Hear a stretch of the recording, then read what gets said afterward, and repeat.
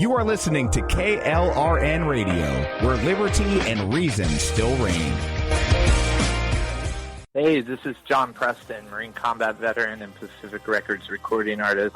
Just reaching out to have you check out our new album, Battle Cry, Songs of America's Heroes, an album featuring phenomenal other combat veteran artists like Scott Brown of the Scooter Brown Band, Ryan Weaver, Rowdy Johnson, just an incredible mix of people. This is all veterans telling our stories and our lives, and we're giving 100% of our proceeds to the Valkyrie Initiative to help veterans and first responders integrate back into society. I myself have battled with post-traumatic stress for many years and lost my own brother, a Marine Corps veteran, to suicide. I ask that you step with us and make this happen. We are in pre-order right now and release on March 17th. Go to iTunes, go to Amazon, buy. We plan on making the charts and making it at a very high level, and your support right now makes a difference. This is the release of my new song, Superman Falls, which is actually about the loss of my own brother, which happened last year, and I would love for everyone to check it out, to listen, and hopefully it'll make a difference in many lives. Here's George Foreman with InventHelp. Hi, I'm George Foreman. Do you have an idea for a new product or invention? People ask me all the time, George, how do I get my idea in front of companies? How do I get a patent? What do I do next? Do you have the same questions? I'll tell you like I'll tell them all. Call my friends at InventHelp. Call InventHelp today for free information. InventHelp has been helping inventors for more than 30 years and has sales offices nationwide. InventHelp can submit your invention to companies who are interested in receiving new ideas. If you have an idea and want to try to patent it and submit it to companies, you should call InventHelp today for free information. Listen, I can't guarantee a company will be interested in your idea, but I believe every inventor deserves the opportunity to step into the ring and take their best shot. Put InventHelp in your corner. Get your free inventor's information. Call 1-800-353-6490. That's 1-800-353-6490. Again, 1-800-353-6490. KLRN Radio has advertising rates available. We have rates to fit almost any budget. Contact us at advertising@klrnradio.com.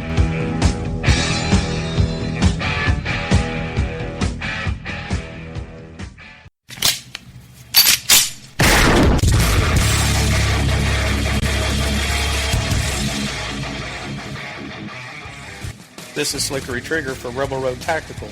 With proper care and feeding, your pistol will be ready when you need it, there to save your life. Shouldn't your gear be that good? Whether you need a holster for comfortable everyday carry or a tough-as-nails holster for your next training course, Rebel Road Tactical has what you need. Check us out on the web at rebelroadtactical.com.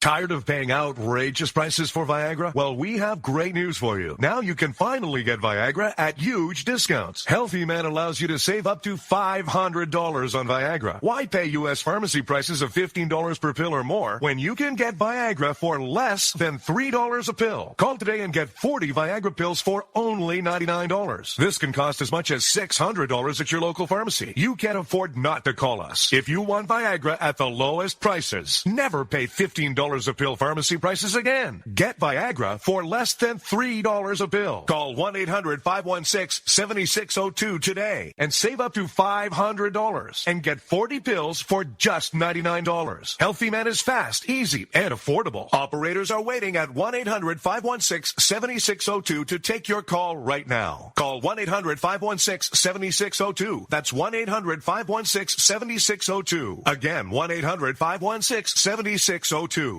If you're 85 or younger, would you like peace of mind and comfort for your family? We're Final Expense Direct with an urgent message for you. The average funeral today costs over $8,000, but the most you'll get from government benefits is $255. How will your family pay the difference? We can help. Our senior plans start as low as just $1 a day and pay up to $30,000 for a funeral and other final expenses. Peace of mind is easy. There's no medical exam. You'll have lifetime coverage, and your plan can't be canceled as long as you pay your premiums. Call now for free information about our senior plans. Answer a few simple questions and receive approval right on the phone. Plus, call right now and we'll give you a discount prescription card for free. Call 800-553-8687. That's 800-553-8687. Again, 800-553-8687. You're listening to the Spark Radio Network, internet radio like you've never heard before. Innovation, creativity, and imagination are all said to begin with a spark. So fasten your seatbelt and take the ride of your life and listen for the spark. Keep on doing what you do, Rick. You're my favorite host. Favorite host.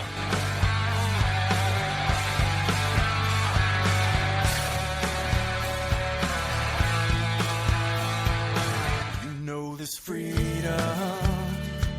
is anything but free. What we have here depends on those who will fight for what they believe. When we stand together, there's nothing that we can't achieve. This nation of people standing as one in the name of liberty. All right, folks, good evening. This is America Off the Rails. I am Rick Robinson. We're coming to you live right now from KLRNradio.com, where we are live every Sunday through Thursday at 11 p.m. Eastern. Also available on AMFM247.com every Monday, Wednesday, and Friday at 2 p.m. Eastern. Available on SoundCloud, Stitcher, FM Player, iTunes, Google Play Music, Pocket Cast, Blueberry, and about 16 more that I can't ever remember. And also available through Red Nation Rising Radio, the Liberty Channel, and actually next to last would be the Lanterns Radio Network, and also crndigitaltalk.com, where the show is heard every Saturday and Sunday at 10 p.m. Eastern. Also, we have a new Facebook streaming stuff that's going to probably start next week, so I'll be giving something out about that over the weekend, so make sure you're paying attention to social media. Now, we've only got a couple minutes to the first break, but we do have a guest with us tonight, so I don't want to keep him hanging forever. We have Jackson Richman, who's been a recurring guest with us here. I'm going to bring him on now and let him say good evening. Good evening, Mr. Richman. How are you? Good evening, Rick. I'm well. How are you? Doing all right. Just kind of keeping an ear to the ground when it comes to the UK election and watching the bloodbath that was supposed to be Comey Day that kind of never was. But other than that, I mean, I guess everything, all things considered, could be worse. So it's been a while since you and I have talked. Last time you came on was right around the time that you were actually graduating from college. So congratulations. Which is now why I call you Mr. Jackson, because you've actually reached adulthood. No, I'm just playing. All right. So anyway, thank you. Oh, it's just funny because I used to do a show with someone who was right around your age, a little bit younger, Bryce. You know him. I used to give him all kinds of grief. I still do. Just now, it's only on social media because now he's been elected to an actual political position and therefore can't really hang out with me and do radio anymore because they considered it a conflict of interest, which made me sad because he was fun to annoy. Which I'm sure you can remember because we gave him grief that whole show about getting a PhD in climatology or something. That was fun. Getting a PhD in fracking. That's what it was. It was a PhD in fracking. All right, so... Yeah, I've seen him a couple times on campus. Great guy. Great hombre. Actually, he really is a good guy. He's kind of... For being younger, he's kind of what I call a political hybrid, and I think that's what a lot of folks are having trouble dealing with now. Because a lot of the... Not a snowflake. A lot of the really, really young ones are kind of a mixture. They have conservative ideals and they have liberal ideas, and they're kind of really in the middle. I mean, there are things that he's really, really liberal about, and then there are things when he's like, oh my God, I sound like a conservative. And I think that was honestly one reason why he kind of quit doing Finding Common Ground with me, because it was funny, because there for about a semester and a half, I was actually technically one of his faculty advisors because he got credit for doing the show. So my last homework assignment for him was to go back and listen to the very first show that we ever did, and then go back and listen to the last show that we did right before he left to go to college, and he had to write a paper about it. He was like, "You have been slowly turning me conservative, you SOB." I was like, "I told you it was going to happen." Well, congratulations, Rick. Actually, I think one thing that Mr. Robbins has really said that, I guess, it shouldn't really be considered conservative nor leftist. I mean, it is a liberal ideal. Free speech. I mean, just calling out his fellow his peers on the left who seek to shut down free speech, saying, hey, this isn't liberal. And he was opposed to the BDS resolution, which GW Student Association struck down last month. Yeah, I mean, I had seen that he was still being pretty politically active, which I was kind of impressed with as he moved into more of the college circles. So, I mean, that was honestly something that I was happy to see.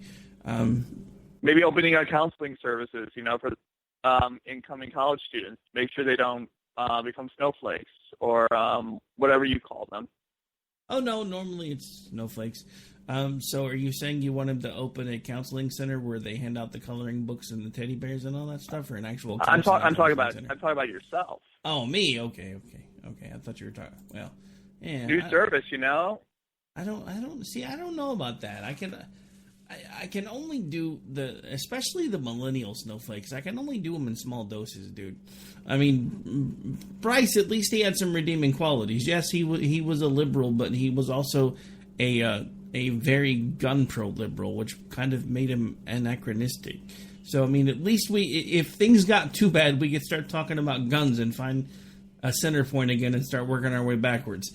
I can't really do that with most of the liberal snowflakes anymore because they really don't have any type of a center point that we can reach, especially the really diehard ones. But anyway, we're kind of all over the map right now. So I have a couple of questions for you because, you're the guest and I like to ask my guest questions. So how much of the Comey interview stuff did you actually pay attention to today? Because I myself made it about 10 minutes before I wanted to basically run around my office screaming because I couldn't listen anymore. Yeah, I listened to at least a couple and a half hours of it. I didn't listen after Kamala Harris of California's questioning. I mean, yes, she's a former prosecutor, but the woman just has no standards or decency when it comes to questioning in Congress. Okay, it's not a trial, Senator Harris, and also I had other business to take care of, but I don't think I needed to see the remaining, what was it, an hour and a half, and it was almost 4-hour hearing, or 3 hours.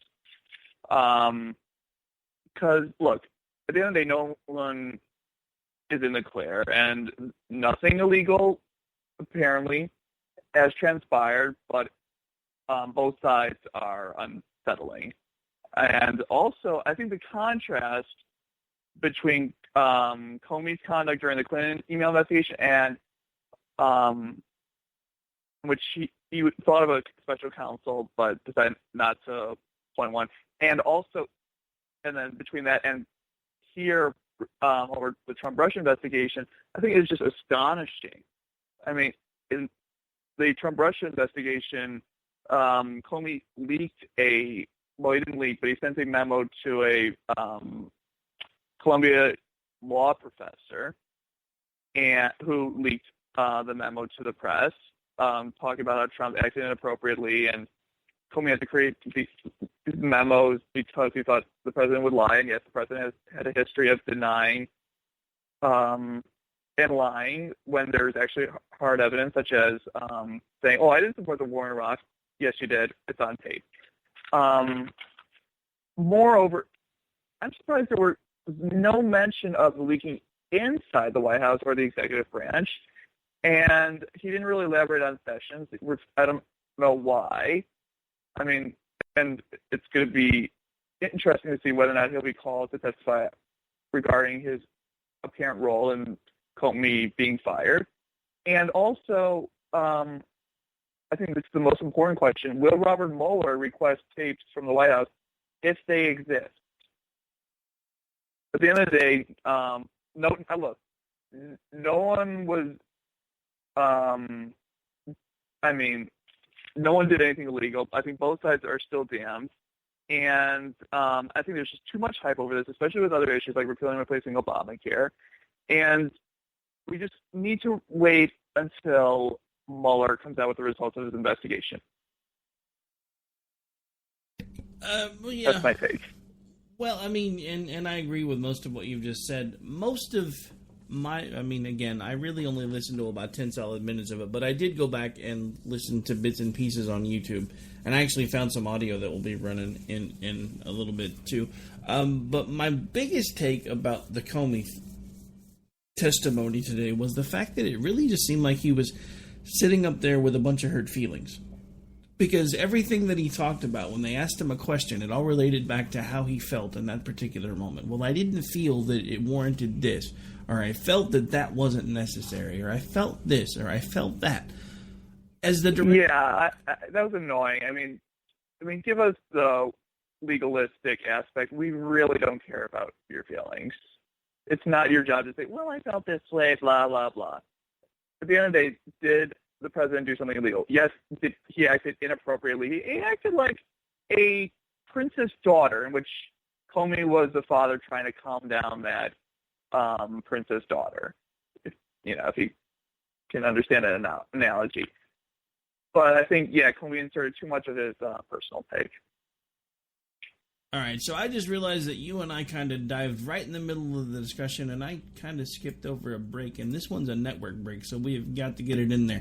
All right, so we're going to have to take a really quick break. When we come back, we'll continue the discussion about Comey with some audio, so stay tuned for that.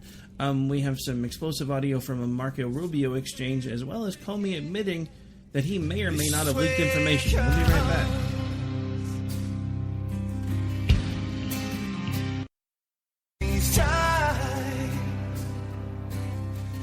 These are the times that we'll try.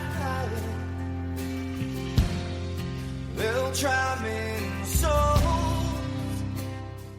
Hey folks, I want to introduce you to a friend of mine, Dr. Richard Harden. We are on the same mission, which is waking up America. We just have different paths. So stay tuned for some information on how you can keep up with Richard and all his work. Visit Richard's website at raharden.com. That's the World Wide Web at RAHARDIN.com. At his website, you can see a summary of the 6 books he has written, where purchases may be made. He also has a link to 18 videos on YouTube and several blogs about Christian beliefs. If you prefer, visit Amazon.com/Kindle and type in Richard Harden to see and purchase his books. Every day, the men and women of the United States Marine Corps stand ready to defend the American way of life. The few, the proud, the Marines.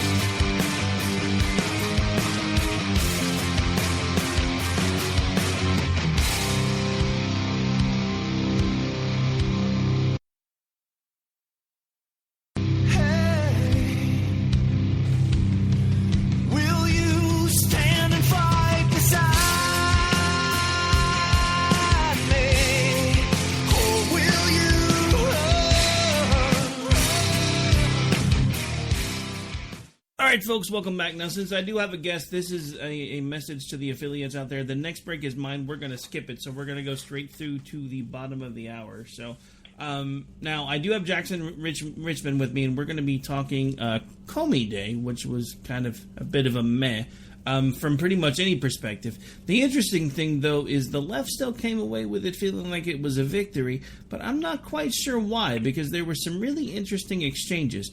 This being one of them, and I have that queued up. I'm just waiting for it to kick in here, so maybe. Here it goes. Did you show copies of your memos to anyone outside of the Department of Justice? Yes.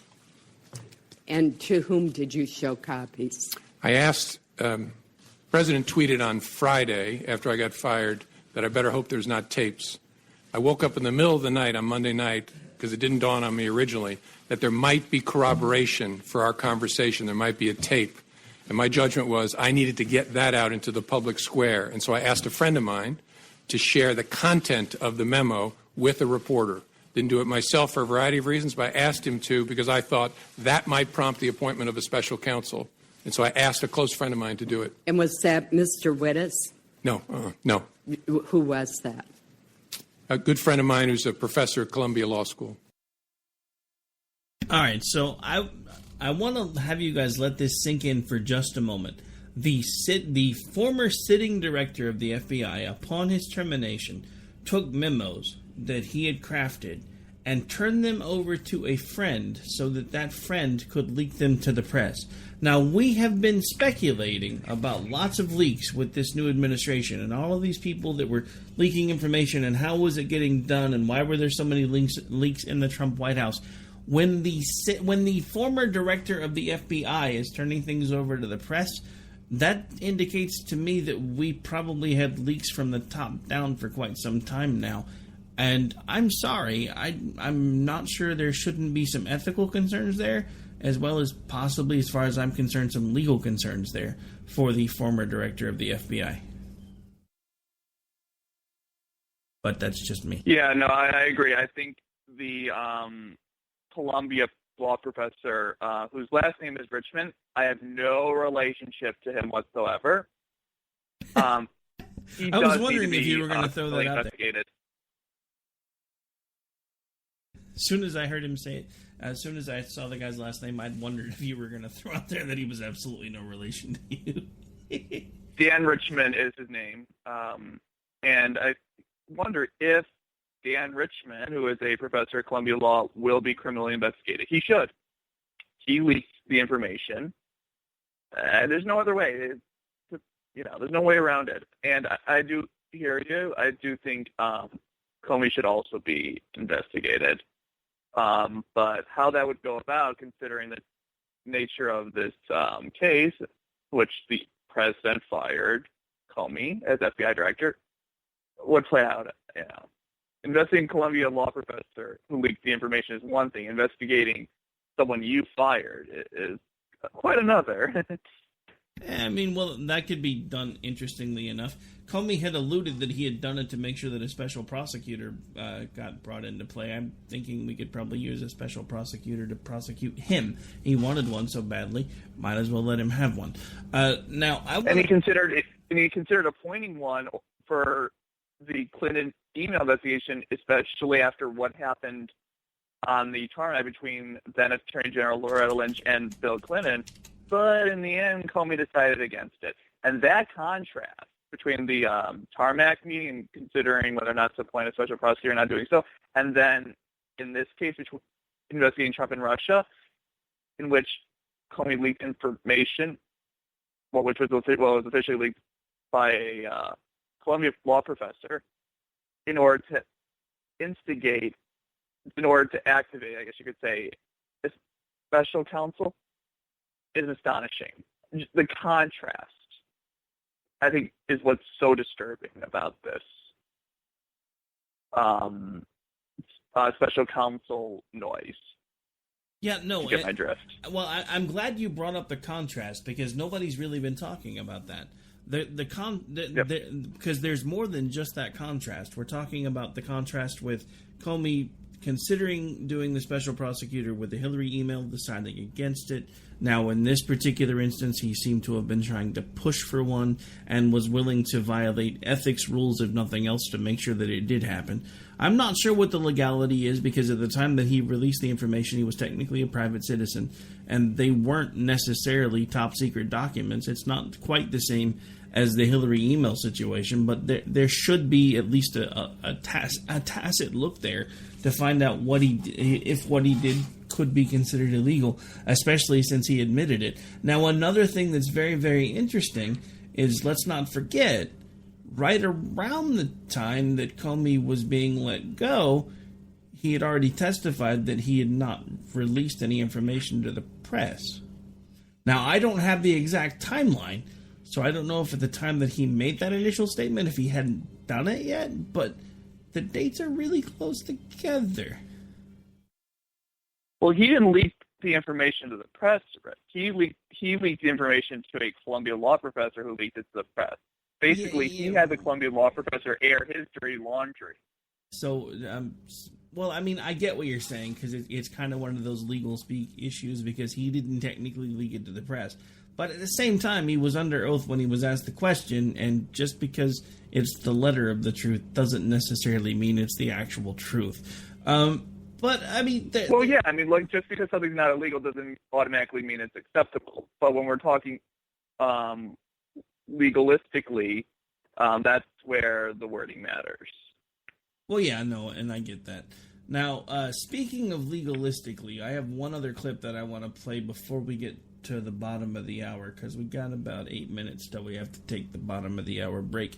I have one other piece of audio. This one, to me, is actually a little more damning as far as the whole Comey thing, because I seem to remember a time frame when, you know, President Trump had come out and said, Director Comey has told me multiple times that I'm not under investigation, yada, yada, yada, blah, blah, blah. And Comey's like, no, I didn't. And now we have this. So on the cloud, we keep talking about this cloud. You perceive the cloud to be the Russian investigation in general. Yes, sir. But his specific ask was that you would tell the American people what you had already told him, what you had already told the leaders of Congress, both Democrats and Republicans, that he was not personally under investigation. Yes, sir. That's he was asking you to do what you have done here today. Correct, yes, sir. So I want to go over that a little slower because it was like a 22-second clip. So Rubio was specifically asking Comey about the fact that Donald Trump was asking him to come forward and tell the press and the American people that at the time this investigation was ongoing, however, the president was not a figure involved in the investigation or a central piece of the investigation, and he had already admitted as much to the president and to essential members of Congress, and yet for some reason refused to tell the public, which has severely undermined the Trump administration, because the fact that he wouldn't come forward and say it, and the fact that Donald Trump kept trying to say that it's true, and he would through back channels say, well, I never actually said that, it's literally one of the things that has made Donald Trump look like a liar, because he tweeted out, Director Comey has told me multiple times that I'm not under investigation. And then the press got a hold of it and started having a field day with it, and they said, well, this source says that Comey says they never said that, and that source said this. And the truth of the matter is, he really did say it. He said it to Congress, and he said it to him, but for some reason he wouldn't say it to the American people. Now you tell me somebody's not playing fast and loose with a political agenda. Well, I do think Trump tried to use Comey as a punching bag, but I actually side with Comey here in that, remember, after he reached his conclusion in the Hillary Clinton email case, just before the election, he reopened that case. Now imagine with the Trump case, you know, he told Trump that he's not under investigation. Now imagine he's still FBI director, and then some time down the road, Trump's name comes up in an issue. Now, how would that look? How would it look if Comey were to announce that Trump is not under investigation, and then later on say, well, new evidence has shown that the president might have done so, and we are investigating this matter. I mean, just look at it optically. I mean, again, it's this contrast between the Trump-Russia investigation and the Clinton email investigation. Just look at Comey's conduct here. Well, no, I mean, I would say I get what you're saying, but I kind of don't, because it would have been just that simple, because he could have said at this time, while the Russia investigation is ongoing, the president is not a part of this investigation at this time. We will notify you if that changes. That would have been enough to put the media firestorm to bed, but he chose not to do it, and it would have also covered him if something changed. Again, it's that whole legalistic perspective where we parsed words about one segment ago, where you were like, well, he wasn't actually the one that released it to the press. So when they specifically asked him if he had leaked information to the press and he said no, technically that's not a lie. He could have used the same legalistic twisting of words that he apparently likes to do to give the American public enough to not actively undermine a sitting president, because that's what he did. Because he knew that he, as a part of the administration, was not currently a central figure in the investigation. And he told Congress as much, and he told the president as much, but he wouldn't confirm it with the American people. And I have a problem with that, because the one thing, when we keep talking about these contrasts, that has been a central figure in Comey's behavior is that he has been playing politics. Because it goes back to something else that he said today that apparently was a troubling portion of the conversation for him between Donald Trump and himself, was when Donald Trump had asked him about loyalty. And Comey said it made him feel uncomfortable. My problem... And I think that was an inappropriate question, Rick. I think it absolutely was. No, it wasn't. Hang on. I think Trump absolutely acted inappropriately.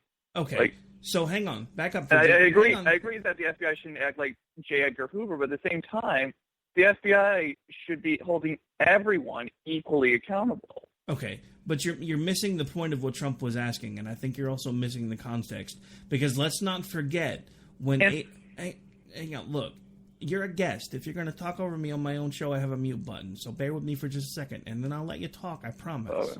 Okay, so remember, back in the Obama administration, when the same kind of exchanges were going on between he and Eric Holder pledged loyalty to Obama, nobody said a word about that. I think there were grounds for that conversation, and the grounds for that conversation were, you were appointed by a previous administration, you and I have already had some pretty terse exchanges because I didn't agree with what was going on with Hillary Clinton, so I'm going to sit across from you and ask a simple question. Do I have your loyalty, yes or no? Context matters. It's not like he was sitting across from him as Don Corleone telling him he's going to make him an offer he can't refuse. He was simply wanting to basically know whether or not, as the FBI director, he was going to have the president's back. I think he's proven that he doesn't. And didn't. I think. Well, I don't think we know the entire context. I think I wish Comey. And to be fair, I do wish Comey did give us the entire context. Because, look, I mean, Comey is not trying to be like J. Edgar Hoover, and again, I do believe in the FBI holding both sides equally accountable. Here's the thing, though, regarding the contrast in terms of conduct during an investigation. Even if Comey were to say, at this time, the president is not under investigation, and then sometime down the road say, we found such and such, and this matter is going on, you're creating a saga in which the FBI needs to separate itself from the press as much as possible and be able to do their work without much of a media frenzy. And even if Comey were to pull a October surprise on Trump regarding the Trump-Russia investigation, Trump would be able to twist what Comey said. Even if Comey said,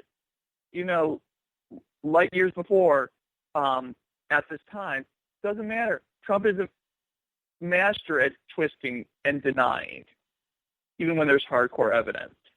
If this was a normal administration, I would agree with you, Rick, but here, this administration is anything but normal when it comes to denying and rhetoric. Look, I think both sides are behaved inappropriately.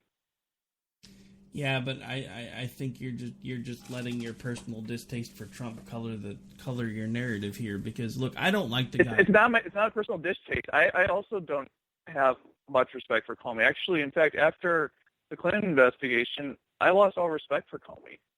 But I'm just trying to get into the president's mentality here about denying, and understand why Comey wouldn't take the risk and announce to the American people that Trump isn't under investigation.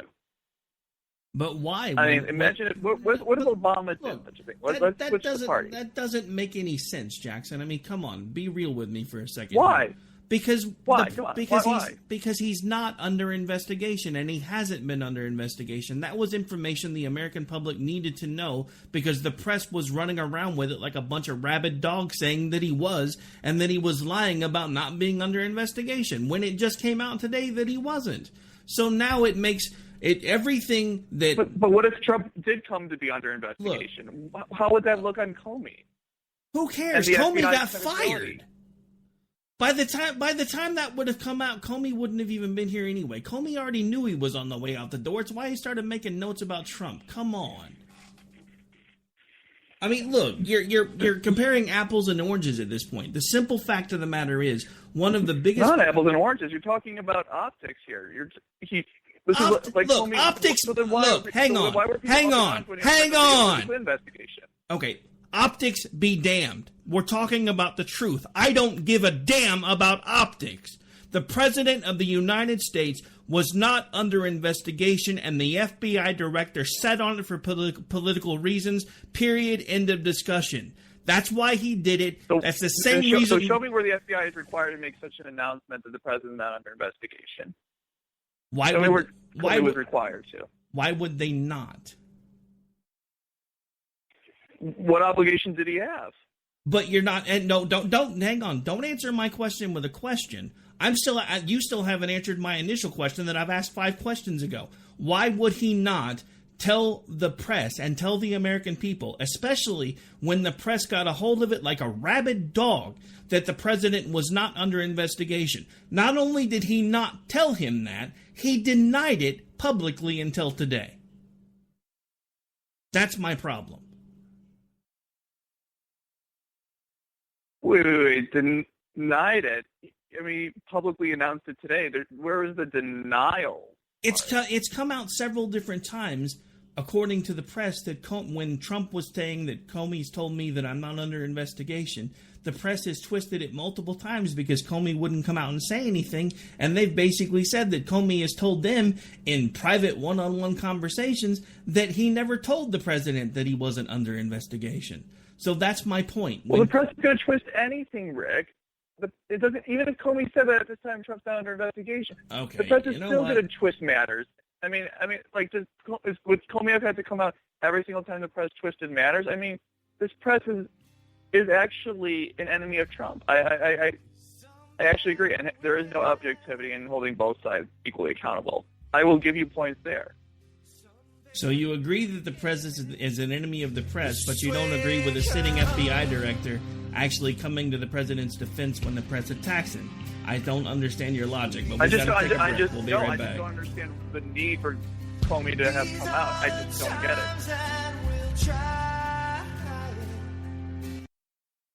The following message contains a special offer for listeners of this station. Are you a man over 40? Are you constantly looking for the nearest bathroom? Do you wake up multiple times a night to use the bathroom? Right now, Perfect Prostate is sending out free bottles of their groundbreaking new formula to listeners of this station. Perfect Prostate Formula was developed by medical doctor Mitchell Fleischer, and its ingredients have been clinically studied to reduce your frequent nighttime bathroom visits and promote healthy urine flow. Right now, preferred customers get their first bottle of Perfect Prostate absolutely free. There's nothing to lose. Perfect Prostate is guaranteed to reduce that constant urge to use the bathroom, especially at night, and promote healthy urine flow. Don't wait. Call now for your free bottle. Just pay shipping and processing. Dial 1-800-675-0251. That's 1-800-675-0251. Supplies are limited. One free bottle per household. Call now. Dial 1-800-675-0251. That's 1-800-675-0251.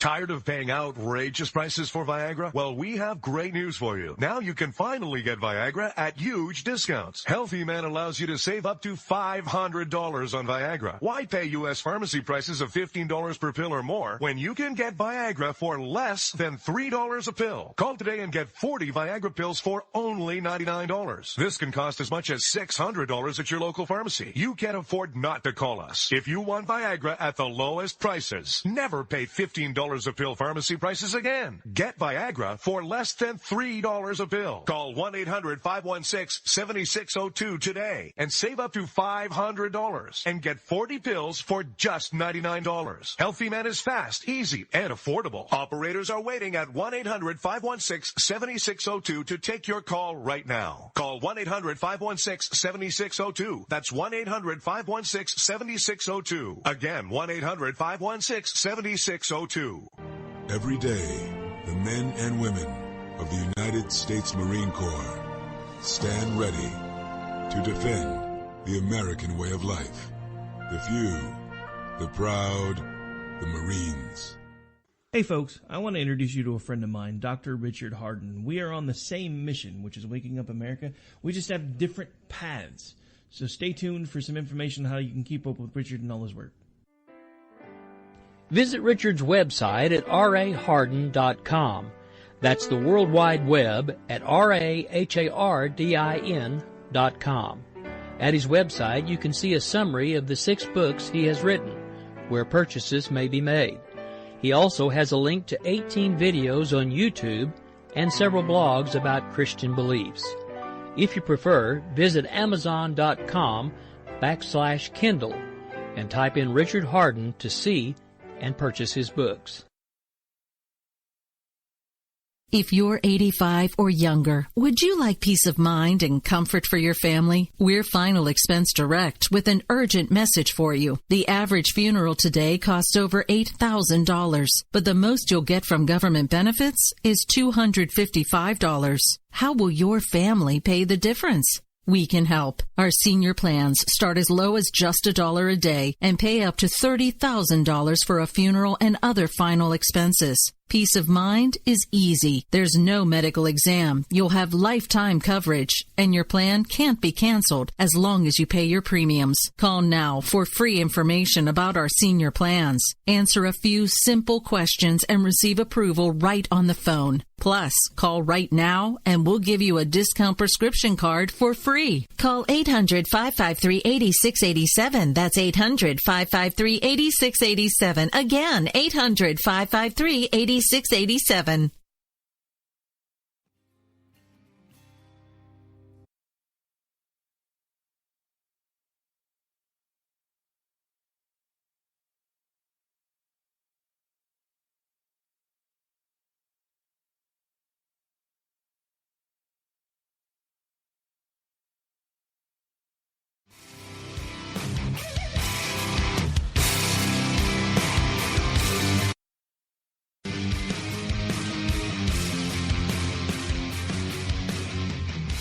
All right, folks, welcome back. Well, we are in officially the second half of the show at this point, so we're going to continue rolling right along here. This is America Off the Rails. I'm joined by special guest and frequent contributor, Mr. Jackson Richman, who has been having a bit of a disagreement with me when it comes to whether or not Comey should have been the one to let the press know that the president wasn't under investigation. And he did point out while we were on break that it's interesting that everybody wants him to run to the press now, but didn't under Clinton. Which my argument with that was actually the reverse. Since he had already done it under Clinton, he really didn't have much of an excuse to not do it under Trump. His stance is maybe he learned his lesson. I don't think so, but we're going to move on. Because you had actually mentioned something else that had you kind of frustrated in the Comey situation while we were on break. So I'm going to let you take lead on that one. Yeah, I mentioned this earlier. One of the things I was frustrated about regarding Comey is that during the Clinton email investigation, after then Attorney General Loretta Lynch met Bill Clinton on the tarmac in Denver, Comey considered appointing a special prosecutor. He decided not to. In the Trump-Russia case, he decided to send a memo to a Columbia law professor, Dan Richman. I have no relationship to him. And he leaked it to the press, which prompted the appointment of a special counsel by Deputy Attorney General Rod Rosenstein.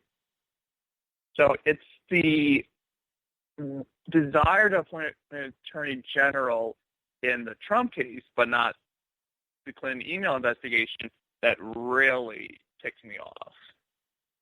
And just was astonishing. Hang on. Astonishing and disturbing. Hang on. Not to use your own argument against you, but maybe he learned his lesson? Because remember he Wait, in which sense are we talking about learning a lesson? Well, because remember, elaborating? Well, your argument about the fact that he ran to the press with Hillary and then didn't run to the press with Trump was maybe he learned his lesson. So maybe he learned his lesson in the reverse. Yeah, well, maybe he did. But should have done it both times. Well, hang on. Isn't that my exact argument that you just yelled at me for? Was that since he should have done it both times? Because I'm just saying. I should clarify that I just didn't see the benefit of going to the American people, and which I said I understand where he's coming from. I'm sorry, and I can understand why that caused you to think, I'm defending colonization, not. I'm just saying I understand where he's coming from. You didn't see the benefit of him going to the American people when the press were eating the president's lunch over something that he knew Comey had told him? Okay. The press has been eating Trump's lunch on almost a lot of matters, not just Comey. But this could have been. Jared alleged Jared back channel to Russia, which was never set up. And Priebus.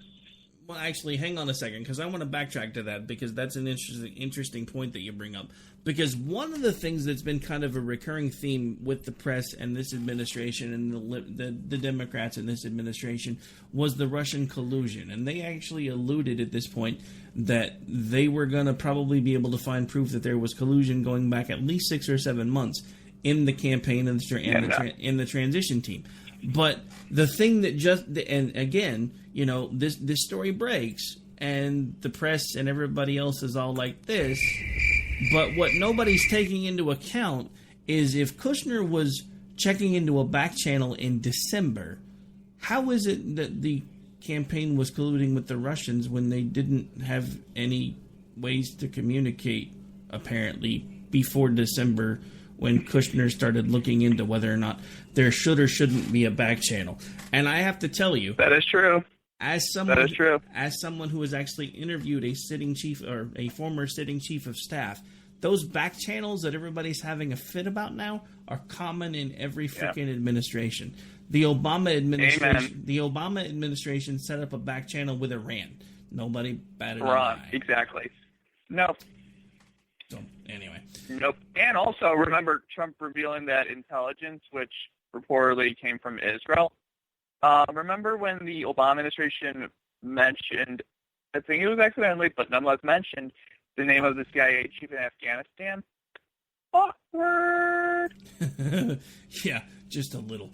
All right, so, honestly, it looks like we're down to about 17 minutes.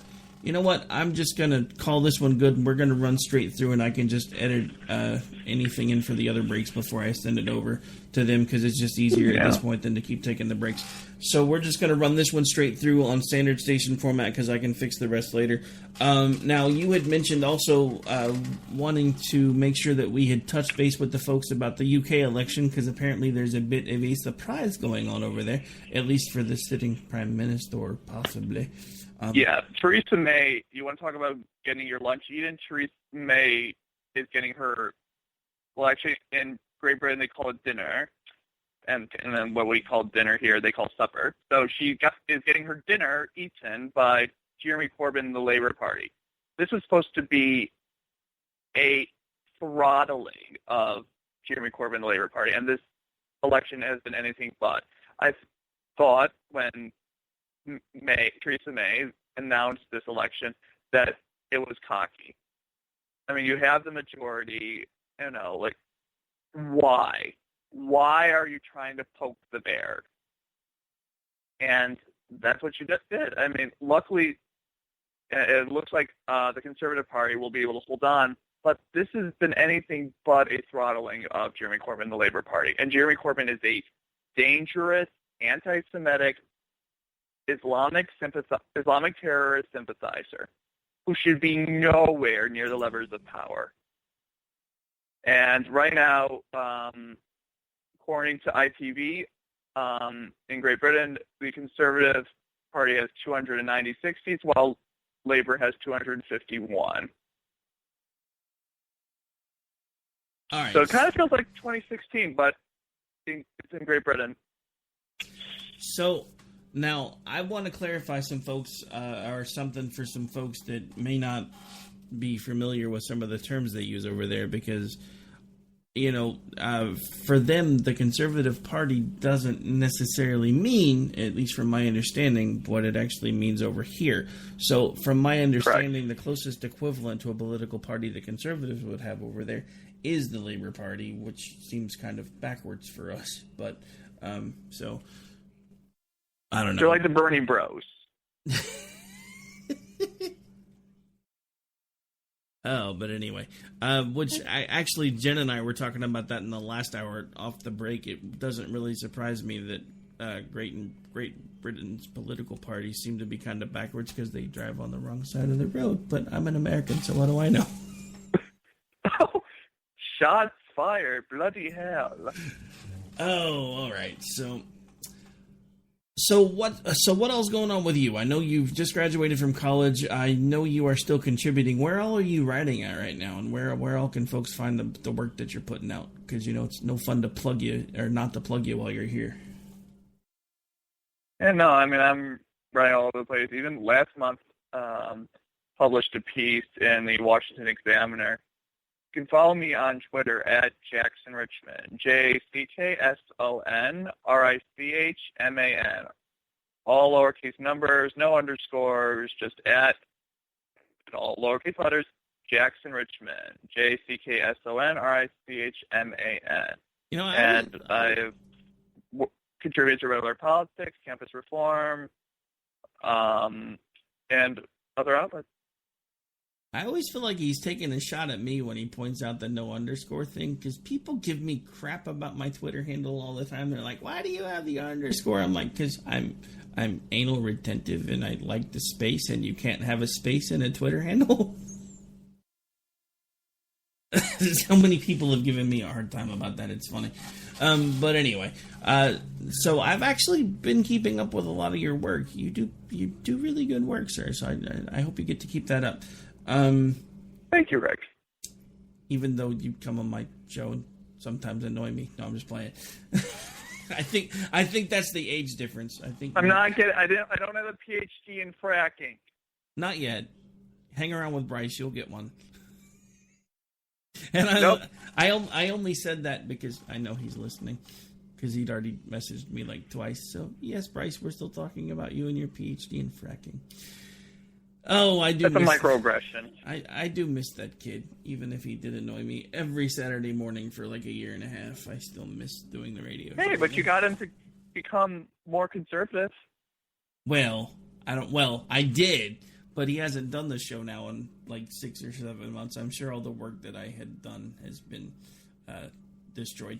It's funny that you mentioned that, though, because there is a local guy here, Todd Tucker, who does a show on KOKC radio, and he actually has a liberal that usually sits with him in the booth with his producer, and it's kind of funny because they actually have been doing best of shows for him lately. So he played one of the very first shows within the first couple of weeks of him being there the other day, and it was just interesting to listen to the differences. I honestly think if people will put their biases aside, because that's the biggest problem that we have going on in this country right now, we'll realize that we actually can get along and put a lot of our differences aside, because even he admitted that, and this guy is, they lovingly call him Frosty the Snowflake on the show.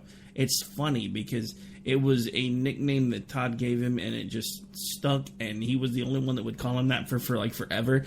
And then the producer, Mac, would unmute his mic and be like, well, I want to talk to you for a second, but I'm going to use your real name because I don't want to call you Frosty because that's just mean. And he's like, no, dude, it's okay. I'm used to it now. It's kind of become my name around here. So it's just been a nickname that's always stuck. But ever since then, And it's funny because everybody recognizes him now as Frosty the Snowflake if they do like a public appearance or something, because they were talking about that too. But it's interesting to listen to the differences, because he'd actually admitted on this taped show that he had done after only a couple of weeks of being on the show that he had a different perspective of Trump after just being on the show every day for a couple of weeks, because he had a lot of biases and a lot of things that he thought were different. And after listening to the conservative perspective and looking at it from our perspective, as far as the president constantly being under attack, he started to understand things a little bit differently. And he's still liberal. And I mean, that's just like Bryce. He's still liberal. But the thing about it is, if we do it right, then we can have what should be considered classic liberal tendencies, not these suicidal progressive liberal tendencies, because there's nothing wrong with being a liberal. There is something wrong with being the new definition of liberal, which is you want the government to pay for everything for you and take care of you from the moment you're born till the moment you die, and you want them to give you a stipend and a house and a car, because that's what all these people are pushing for. And that doesn't do anything, because if you don't have to push or strive to become anything or do anything, then eventually you're just going to die. And that's human nature, and we know it. Yeah, I mean, today's liberals aren't liberal, rather leftist. And to add on to what you said regarding coming to the table, I think today's Americans don't know how to have a conversation. I think that these days, everyone, especially the media and our leaders, need to start acting like adults. You know, we need to be thinking and analyzing less emotionally and more critically. We need to talk with, not at, each other. But Jackson, adulting is hard. You should know this. You just got out of college. I didn't get a PhD in fracking. All right. Well, actually, we are down to just about 2 or 3 minutes. Any last words before we get out of here? I think today was quite an interesting and revealing day. First, with the Comey testimony, and now the election on the other side of the pond. Well, what I find interesting about the Comey Day scenario is the fact that everybody still seems to have such a different perspective. I see all of these same people that have listened to the same testimony that I've listened to, and depending on their slant, they have a completely different take on it. They are convinced after this testimony that Comey proved that Trump obstructed justice, and I don't see any obstruction. I agree with you. I don't see any obstruction either. I mean, there may or may not have been an exchange that maybe shouldn't have happened, and that's actually something else that I've seen, which actually is kind of funny from my perspective, because we've literally seen people talking about the fact, well, the president and the director of the FBI shouldn't be having any alone meetings and should not be meeting privately, because that's not heard of. But these are the same people that were freaking out because Vice President Pence didn't want to have any late night dinner meetings with anybody other than his wife, which seems kind of odd to me. But anyway, what do I know? Yeah, look, nothing illegal, but unsettling on both sides. And on that note, folks, we are officially out of time. Now, I want to remind you, tomorrow night, Friday night, we are not doing America Off the Rails. We haven't done one on Fridays in a while, unless there's something that comes up with my co-host, which happens from time to time. But we do have Robinson and Wright coming up tomorrow night, Friday night, at 11 p.m. Eastern, and we have a very special guest on Robinson and Wright tomorrow night, so make sure you tune in for that right here on KLRNradio.com. We'll be live with Politabunny. That's right, Miss Sam Janney, formerly a podcast host, currently Twitchy editor, and actually returning as a radio host right here on KLRNradio.com starting June 28th at 7 p.m. Eastern. We're going to kind of do a little bit of a pre-show interview, have some fun, talk, chat, hang out, and of course, I'm sure she'll bring the chainsaw. So you guys make sure you tune in for that. On that note, folks, we are out of here for the night. I want to thank again my special guest, Mr. Jackson Richman, for joining me for the hour, and we will be back with you before we know it. Until I see you, take care, God bless, be safe.